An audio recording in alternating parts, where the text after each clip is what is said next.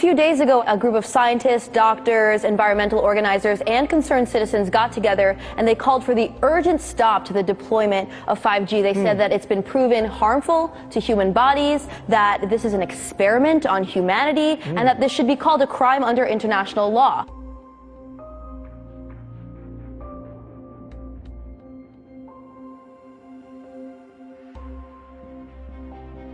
"5G is a weapon. It's used by the military. Do you know these 5G millimeter wave technologies are used to scatter crowds? They drive up in this technology when they want to scatter a cloud, and they put out these frequencies in a much higher power than 5G will be initially with us, but the same frequencies. And people scatter because they get the feeling their skin is on fire. Because the human body, including the skin, is an antenna. It interacts with frequencies and it receives and transmits information. At the cutting edge of understanding of DNA, scientists know that DNA is a receiver-transmitter of information. I have to tell people 5G story. It's bigger than the Holocaust. It's bigger than anything you've ever heard. I'm Mark Steele. Anybody who hasn't heard me. I'm a weapons systems head-up display expert. I'm one of the leading experts in the world. I've actually broke cover in relation to this, and the reason I became an expert was because I invented 5G as a killer. Do not believe a single word I say. Not one. I want you to do your own research. You'll find it's absolutely terrifying. There are going to be boxes broadcasting 5G, this weapon, down every street, all over the world. What we're concerned about 5G is that it's going to require a transmitter about every 3 to 10 homes. So you're talking about a small cell tower placed in front of your home. Because at these high frequencies you can't have... It doesn't travel very well. Yeah. And people need to understand, it's 24 gigahertz to 90 gigahertz. These are not 2 feet. These are 2 inches to half an inch. And this is very dense wireless radiation hitting our bodies. What we know is that it pulses more, it's got higher frequency, more waves per second, it beats up the cells more.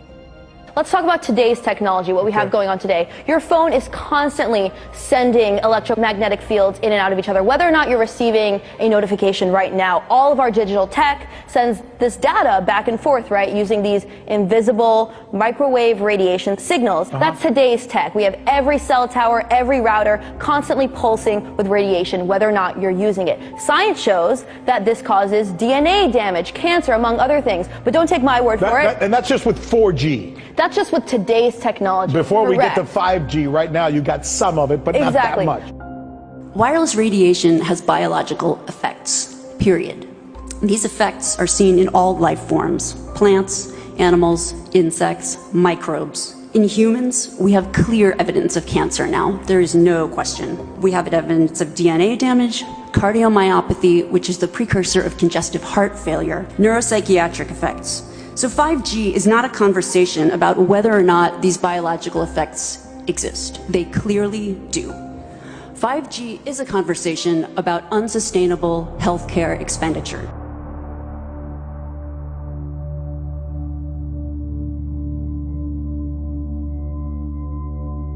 So we are electromagnetic, electrical organisms, transmitters and receivers of information. When our electromagnetic fields are in balance and harmony, we have health. We have psychological health and we have physical health. The reason that this technological society is causing so much psychological and, quote, physical disease is because these frequencies, technologically driven, and we live in this Wi-Fi world now and all the phone masts and all the rest of it, these technologically generated frequencies are scrambling the balance of the human electromagnetic electrical communication systems. And if you scramble them, you create a state of disharmony, dis-ease, which plays through to physical and mental, emotional, psychological dis-ease. And there's another point to this. The brain processes information electrically. It communicates with the cellular structure electrically, and it operates within a certain band of frequency. If you can broadcast frequencies carrying information, this technology has long been known, carrying information and perceptions within the frequency that the brain decodes information, the brain will decode those frequencies and will have those perceptions. You can influence people's perceptions externally by broadcasting these frequencies that we interact with, because we are antenna. Okay. Now, some decades ago, there was a guy who worked out the frequencies of different emotional states. This is long ago. I mean, it's very, very sophisticated now. So every thought, every emotional response is a frequency. It generates a frequency, and it is of itself a frequency. Hate is a frequency, and it's different to love. You know, when you are in a room and there's lots of aggression and conflict and hatred, you feel it. What do people say? Oh God, you can cut the atmosphere with a knife in there.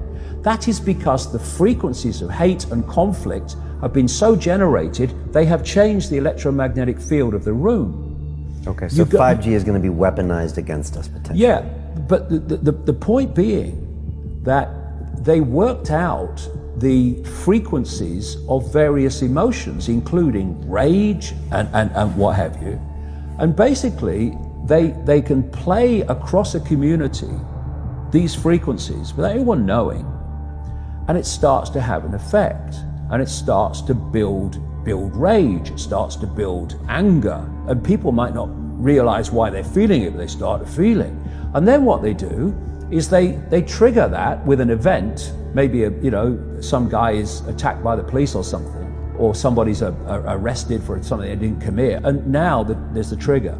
The blue touch paper's been lit of this manufactured frequency-driven rage, and you have mass riots and what have you, and people do things that they wouldn't normally do.